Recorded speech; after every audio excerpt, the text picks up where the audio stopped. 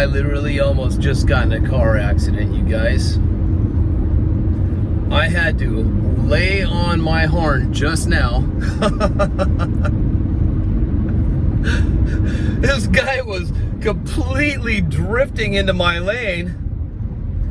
And I'm like, this car's gonna hit me. And I'm laying on the horn, he's still drifting in my lane. And he has in his left hand here, he's staring at his cell phone. Like it looked like he was texting somebody and drifts over, almost hits me. Oh my goodness. I had to lay on my horn, wake up! Which reminds me, you know, driving today is it's getting cuckoo, worse and worse. I don't know if you've noticed it, but people are not paying attention.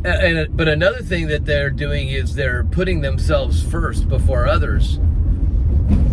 You ever notice how you'll be driving and somebody will cut you off, even if they're not paying attention, you know, like that guy was drifting into my lane is what he was doing. He wasn't trying to cut me off, but he was drifting into my lane. But there's people that will drift in your lane to cut you off because they want to be in front of you, because they come first. It's like there's a me first movement going on. Me first. Me, nothing but me. Me, it's all about me. And they'll try so hard to get in front of you. It's so important that they get in front of you that they don't care if they cut you off and you smash into another car, or you hit a tree, or you hit a light post or anything.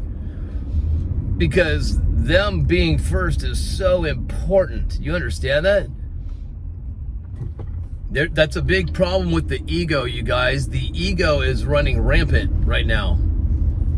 And the ego says, put yourself first before everybody else.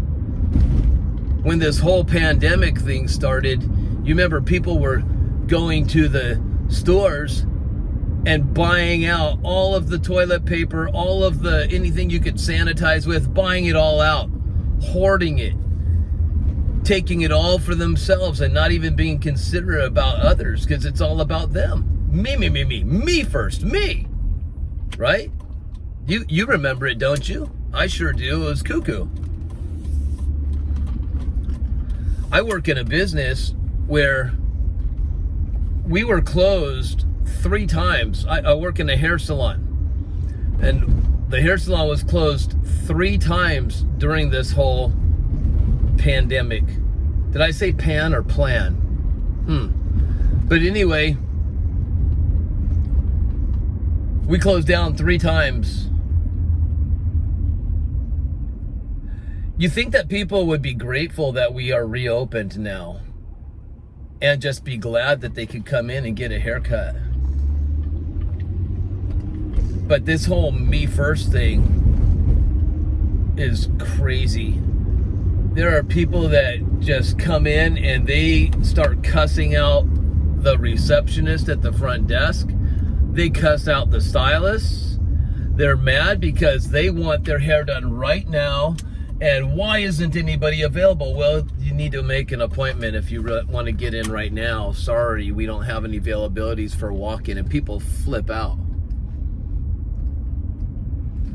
It's been really weird. This whole thing, it seems like things have changed so much. And people are just, instead of like being a little bit more humble and appreciative that, hey, I'm so glad that this place is open. Now we can come in and get a haircut. No. It's almost opposite. You can't get them in right then and there. They flip out on you, and I'm going to give you a bad Yelp review. Everybody's all Yelp happy. They try to make you fear that they're going to give you a bad Yelp review. Oh no, not the Yelp person. But it happens, you guys. They threaten that. And some of them do. They get on Yelp and they give a bad review because they couldn't get what they wanted when they wanted it, right? No patience. No patience at all. No love. No grace.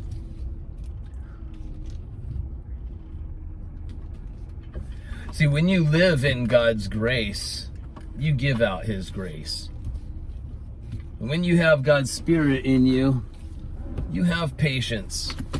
It's all something that God deposited into you.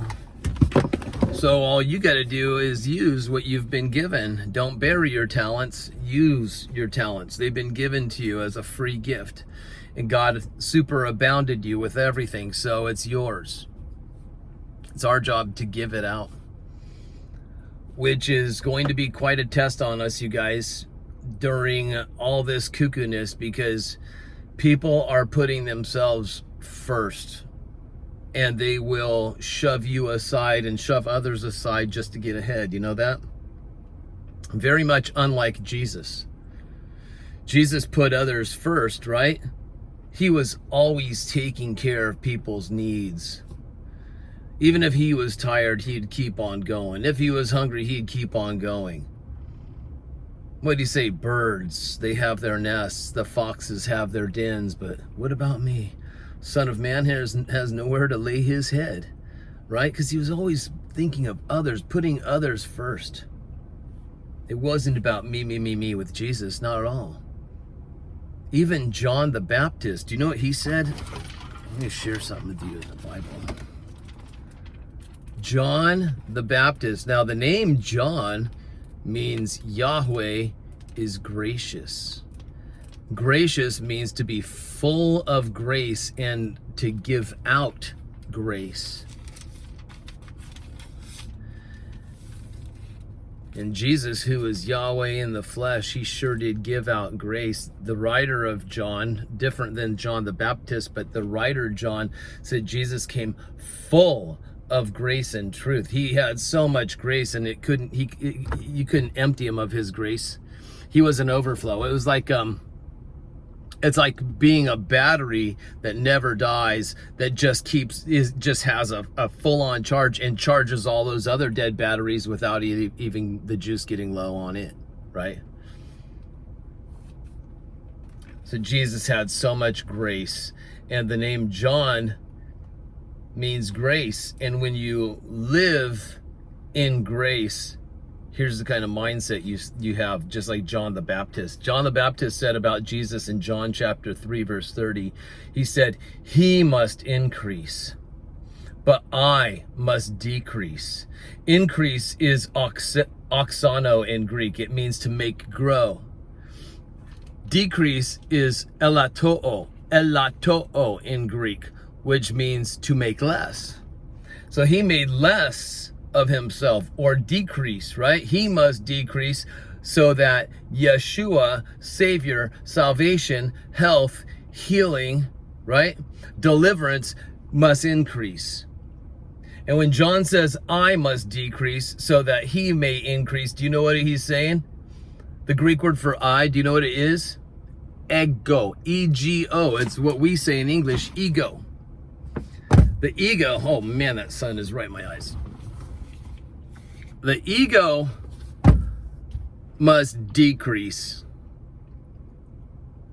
so that Christ in you will increase or overflow like rivers of living waters pouring out of you.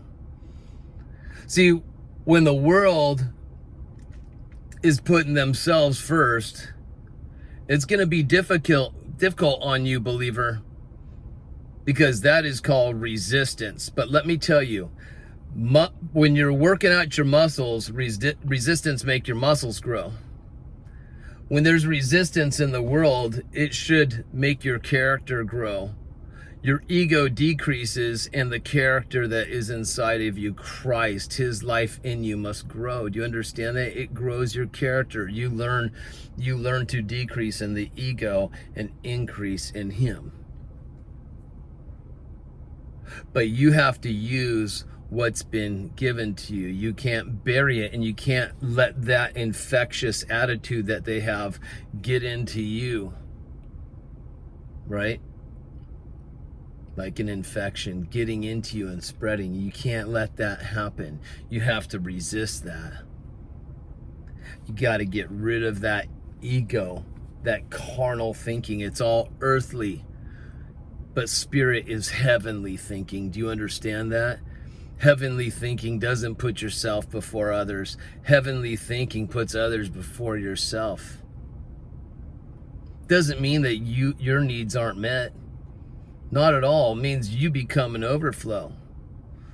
There's even examples of, like, I heard of this one thing where if a plane goes down, an airplane goes down into the ocean and crashes, and you just so happen to be a passenger on that plane, and you have a little infant next to you, your child, and then the oxygen mask falls down, you know, and you guys, the plane's going underwater, and your job is to rescue, deliver that child from harm into safety. That's what the name Yeshua means, to deliver from harm into safety. It's amazing. So you want to increase that in you. But what they say to do, it sounds selfish, but it's not, is you got that oxygen mask coming down, and your job is to make sure that your lungs are full of air so that you can hold your breath the appropriate amount of time so you can get that child up to where oxygen is so that little infant can breathe, because that infant's not going to save your life. You're going to save the infant's life. And so you need that oxygen in you. People might say, no, it's so mean, you should put the infant first. But you do that, you give that infant oxygen. Great, but guess what? That just you saved its life for maybe 30 more seconds till it drowned, and you drowned with it, with him, her. So what you do is you take that breath and you swim up to safety with that infant. You understand? You're not lacking. See, when you give out what the Lord has given you, and you don't fear running out because He is your supplier, you're living in His grace when you're doing that. You're like a river. A river's not a pool. It's not a dam. It doesn't hold everything in. It keeps on flowing. The source just keeps on flowing through it. So you're using what you've got, and you're trusting in the Lord for your supply. Do you understand that? But the world, they've got this thing where all they think about is lack, and that's why they put themselves first. They got to get ahead because they're afraid of lack. They live in fear. We got to pity them, really. Right? And the attitude, this me first movement, I'm calling it, it's increasing. And you're going to see an increase on it. And that's not to be all negative or anything. It's just how it is. Scripture even talks about those kinds of times being in the last days. Our job is to be like lights in this world, right? And even if the world keeps getting darker and darker and darker, and you're that only one little candlestick with a light shining, so be it, because your light will shine bright. It'll stand out amongst that darkness. You understand? Just don't let that stuff get into you. It's like smog wanting to fill your lungs. You can reject that, but you need to stay humble, right? You need to get rid of the ego, decrease that ego, decrease it so Christ in you will increase. And you can only do this by His grace. You understand?